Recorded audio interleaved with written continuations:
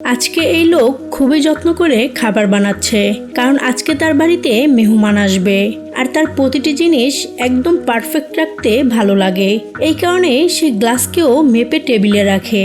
তখনই দরজায় বেল বাজে, কারণ নেজার পরিবার চলে এসেছে। সবাই ভিতরে যায়, কিন্তু তখন জিয়ানের নজর নেজার প্যান্টের উপরে পড়ে।